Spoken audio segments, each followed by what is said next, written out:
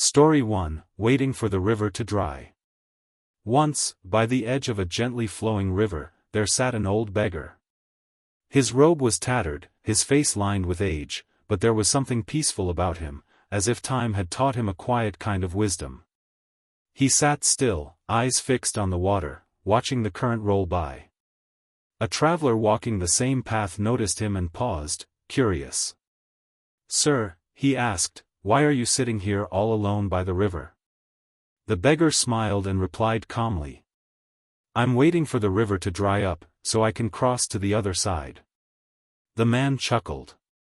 "That's impossible. This river will never dry up." The beggar nodded, still smiling. "Yes, I know. But I say it because so many people live their lives doing the same thing." The man raised an eyebrow.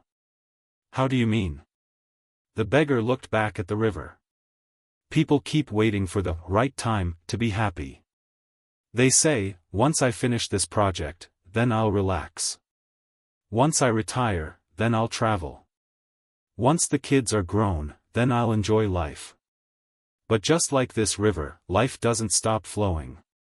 There will always be something else to do, another responsibility, another task." The man grew quiet.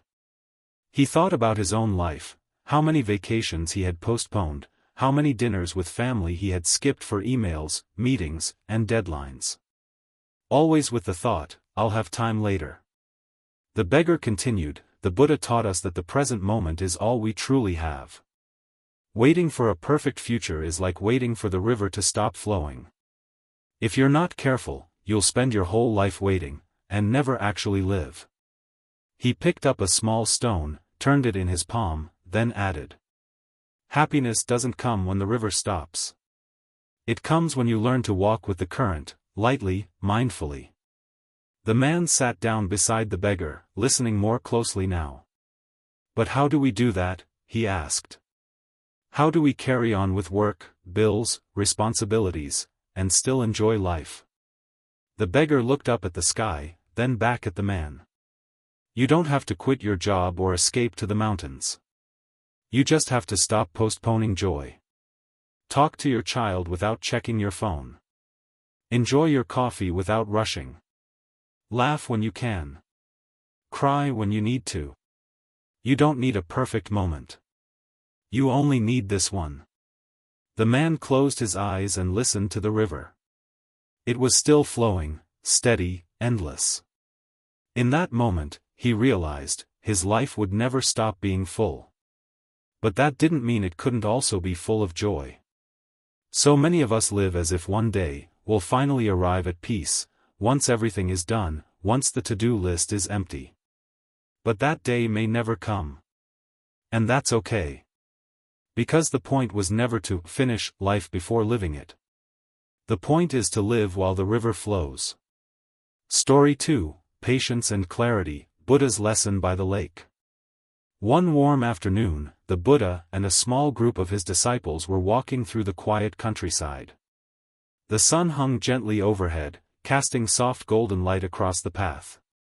After hours of walking, their robes clinging lightly from the heat, they came upon a tranquil lake nestled between clusters of tall trees. The breeze stirred the leaves, and the air smelled faintly of earth and water. The Buddha paused at the edge of the lake, gazing peacefully at its surface. Then, turning to one of his disciples, he said softly, "I am thirsty. Could you please bring me some water from the lake?" The young disciple nodded with devotion and hurried to the lakeside, carrying a small clay vessel. As he reached down to scoop the water, a bullock cart came crashing through the other end of the lake.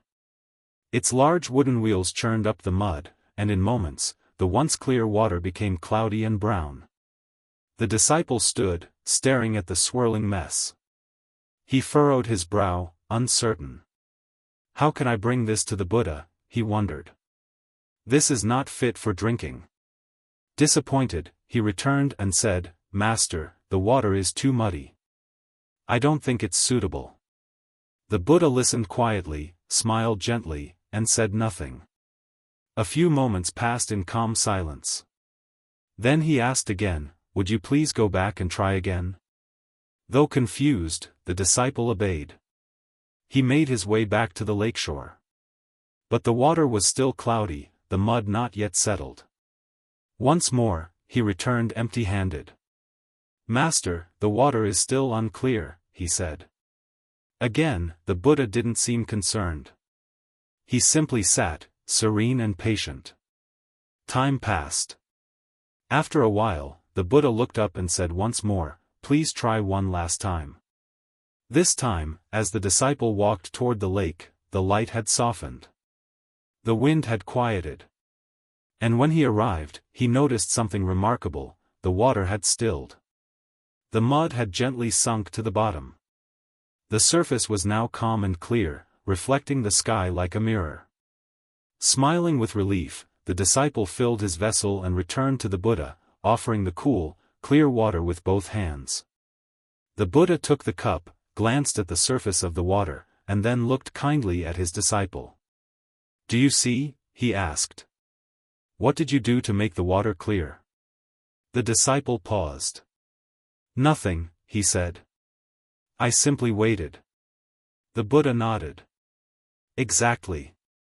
Sometimes, the best action is no action." The water became clear not because you stirred it, not because you tried to remove the mud. It became clear because you left it alone. You allowed it the time it needed to settle on its own. He paused to let the words sink in. Then he continued, his voice calm and steady. "Your mind is like this lake. When it's disturbed, by fear, anger, sadness, or desire, it becomes cloudy. You can't see things clearly, and you make poor decisions. But if you let it be, if you sit in stillness, with patience and trust, clarity will return. The mud will settle. And the answers you seek will rise gently to the surface." The disciple sat quietly, letting the lesson wash over him. After a while, the Buddha spoke again. "I know there will be times in your life when things feel overwhelming. When your heart is broken, when you lose someone you love, or when life doesn't go as planned. Your first impulse will be to react, to fix things, to run from the pain. But just like the lake, your heart and mind need time. You must allow yourself space to feel, to breathe, and to settle." The disciple looked at the lake again.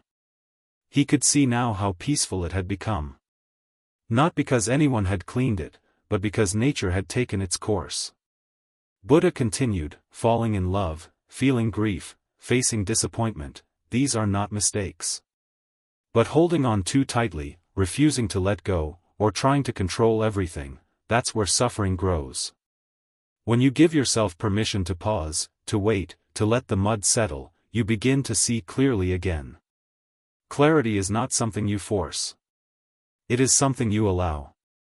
The disciple bowed his head, deeply moved. He realized that this lesson was not just about water or waiting, it was about life itself. In a world that rushed and shouted, where people were quick to act and slow to listen, there was something revolutionary about stillness. From that day forward, whenever his heart felt heavy or his mind felt cloudy, he would sit quietly, just like beside that lake. He would breathe, and wait, not with frustration, but with faith. And slowly, always, the clarity would return. Story 3, Two Hands to Clap. Long ago, in the lush hills of northern India, a young prince named Siddhartha gave up his royal life in search of truth. Leaving behind gold, silk, and power, he donned the simple robes of a wandering monk and became known as the Buddha, the Awakened One. His journey took him from town to town, village to village, sharing insights he gained through deep meditation and compassion. One warm afternoon, Buddha arrived at a small village nestled among green fields and swaying trees. The people, curious and respectful, gathered to greet him. He sat beneath a Bodhi tree at the edge of the square, his presence calm and inviting like a still lake. Among the crowd was a woman, elegant, poised, but carrying the weight of whispers. As she stepped forward, there was a murmur. Some looked away. Others watched with judging eyes. She bowed deeply and asked with genuine curiosity, "O Mahatma, your bearing is noble. You walk like a prince, yet wear the robes of a humble monk. Why have you chosen this path? The Buddha smiled softly. I have walked away from comfort to seek answers to 3 questions that stir within my heart, he said. This body, young and strong today, will one day grow old, fall ill, and eventually die. I seek to understand the true nature of aging, illness, and death, not just for myself, but for all who suffer. The woman's eyes welled with quiet admiration. Please, come to my home. Let me prepare a meal for you. I want to learn more of your wisdom. The Buddha nodded graciously. But as the woman left to prepare the food, a group of village men approached the Buddha in haste.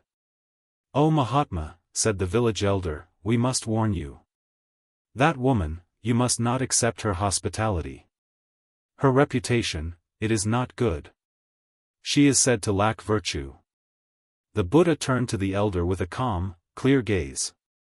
"Tell me," he said gently, "do you believe this woman is truly without virtue?" "I swear it," the elder replied. "She is known by all to be of poor character." The Buddha was silent for a moment. Then he raised the elder's right hand and held it before the crowd. "Can you clap with only one hand?" he asked. The elder blinked, confused. "No, Mahatma. That is impossible." "Indeed," said the Buddha. "And it is just as impossible for one person to carry a reputation alone. If you say she is characterless, then who gave her that name? If she is pursued, used, judged, and cast aside by the men of this village, then how can you hold her solely responsible?" A hush fell over the crowd. If the men of this village were guided by virtue and compassion, then how would this woman ever come to be seen this way? Her so-called shame does not belong to her alone, it is shared by all who gaze upon her with desire and then turn away with disdain. The Buddha paused and let the words settle. When lust for a woman you label as immoral grows unchecked, it is not only she who suffers. It is society that falls into shamelessness. Just as a fire cannot burn without fuel, a reputation cannot burn without the gossip, desire, and hypocrisy of others. The people shifted uncomfortably. Some looked at the ground. A few looked toward the woman's house with new eyes. "It takes 2 hands to clap," Buddha said. "And in every accusation, every judgment, there is a second hand, a second story. It is easy to see the faults of others, to cast stones and pretend we are clean. But what of the hidden flaws we carry inside ourselves? What of our part in shaping the stories of others?" Then he added, in a voice as gentle as the breeze, like chaff blown by the wind, "We spread the flaws of others far and wide. But like sickness buried deep in the body, we hide our own, fearing what we might find." The elder's hands fell to his sides. For a long moment, no one spoke. Then, slowly, a woman in the crowd stepped forward. "I remember," she said softly, "when that woman lost her husband in the floods and had to raise her children alone. People whispered then, too. No one offered help. Another voice followed, I once sought her out in secret, and now I turn my face from hers in public. That is my shame, not hers." One by one, the villagers began to see their reflection in her story. They began to understand, judgment does not stand alone. It walks hand in hand with fear, ignorance, and pride. When the woman returned with the food, she was surprised to find not scornful eyes, but soft ones. People greeted her kindly. Some offered help. Others listened as she spoke. She was no longer a shadow, but a person again. The Buddha accepted the meal with grace and spoke once more before departing. True change does not begin by pointing outward. It begins by looking inward. When we care for one another, not in judgment, but in understanding, we create a world where healing is possible, for all of us. That evening, the village sat quietly with itself. Some apologized. Others wept. And a few, for the first time, felt the weight of a truth they had long ignored. From that day forward, the village changed. They were not perfect, but they were more aware. They spoke less quickly and listened more deeply. The woman no longer walked with her head bowed. And the echo of the Buddha's words lingered like the scent of blossoms after rain. It takes two hands to clap. Story 4, The Crab and the Wave, a lesson in hidden blessings. On a quiet stretch of beach, where the golden sun kissed the earth and the wind hummed a gentle tune, a small crab strolled peacefully along the shore. He loved mornings like this, soft, warm, undisturbed. With each step, he left delicate footprints in the sand, and every few minutes, he would stop, turn around, and admire them with pride. These little marks, he thought, they show where I've been. They're proof that I'm here, that I matter. There was something comforting about the trail he was leaving behind. It gave him a sense of purpose, like a painter admiring his brushstrokes or a traveler cherishing the path already walked.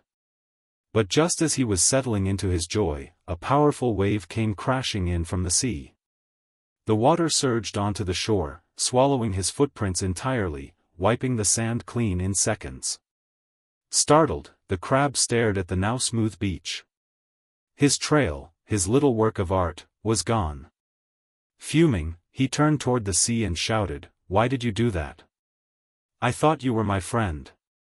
I spent so much time walking carefully, making something beautiful, and you erased it like it meant nothing." The wave, calm and steady, lapped gently against the shore and replied in a voice as soft as sea foam, "My dear friend, I understand why you're upset. But look, just over there." The crab turned to where the wave pointed. In the distance, a group of fishermen stood silently, watching the sand with careful eyes, holding baskets in their hands. "They follow your footprints," the wave said. "That's how they catch crabs like you.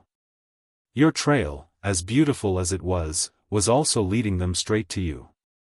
The crab blinked. He hadn't noticed the fisherman before. He looked at the smooth sand where his footprints used to be, and suddenly, he understood. I didn't know," he said softly. "I thought you were taking something from me. But you were protecting me."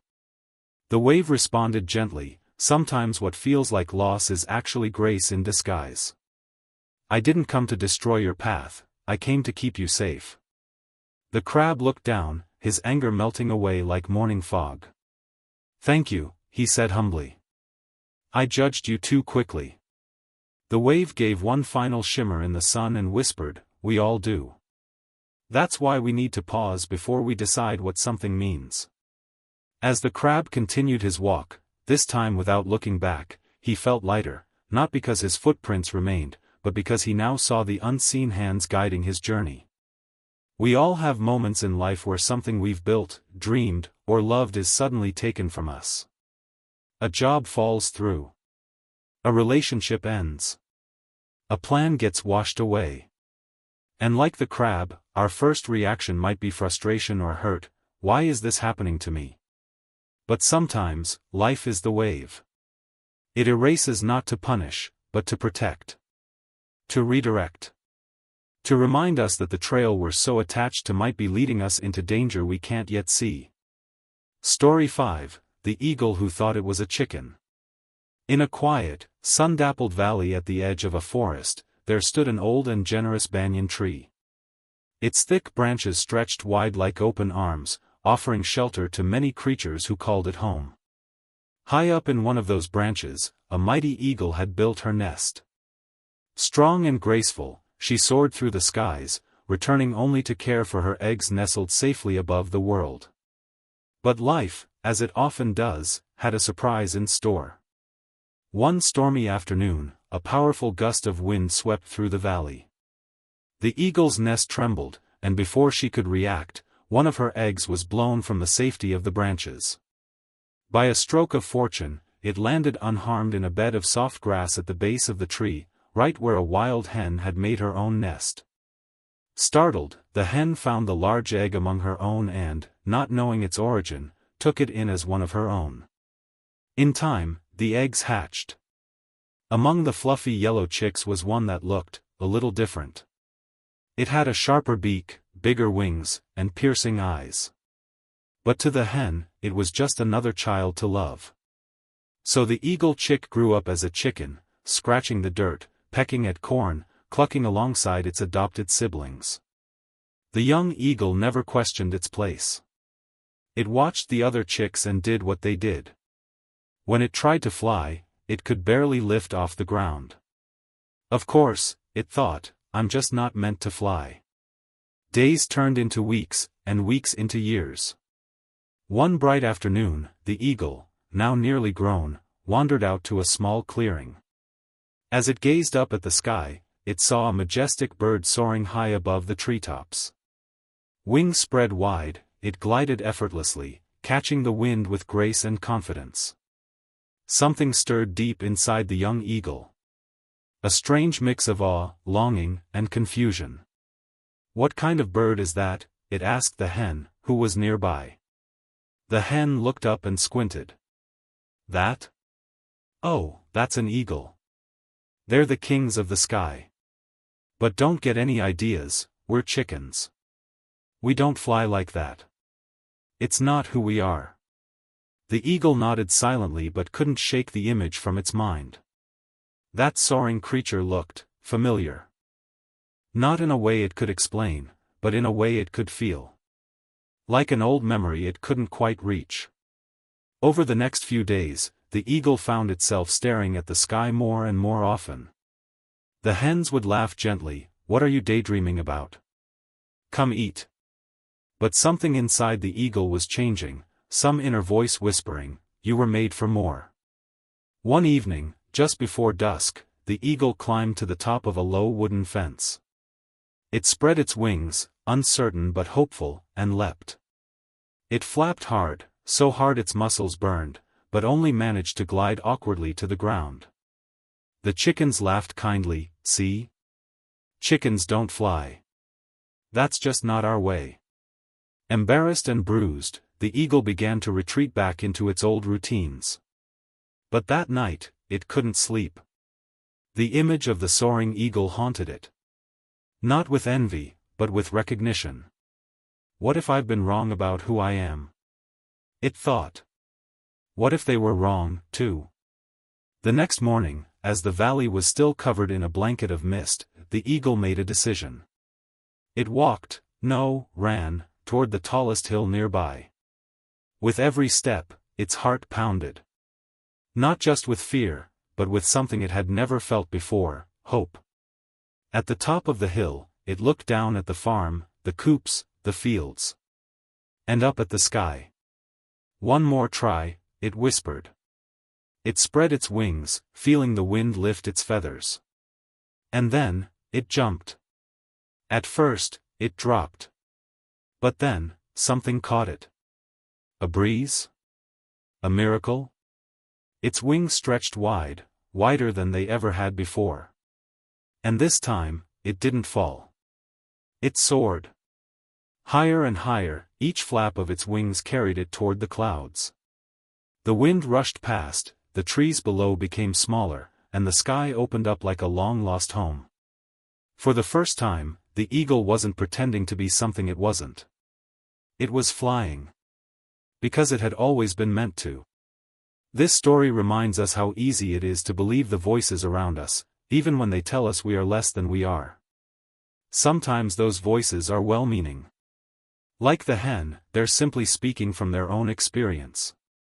But their reality does not have to be ours. Too often, we let others define what is possible for us. We shrink ourselves to fit in, to feel safe, to belong. But deep inside, each of us knows who we truly are. Maybe we've just forgotten. Maybe we've never been told. Maybe no one ever gave us permission to try. Buddha taught that the greatest prison is the one we build in our own minds, and the greatest freedom is recognizing our true nature. Self-realization isn't about becoming something new. It's about remembering who you were before the world told you who to be. So when you feel the stirrings of something greater inside you, listen. You weren't meant to live in a cage built from other people's limits. You were born to fly.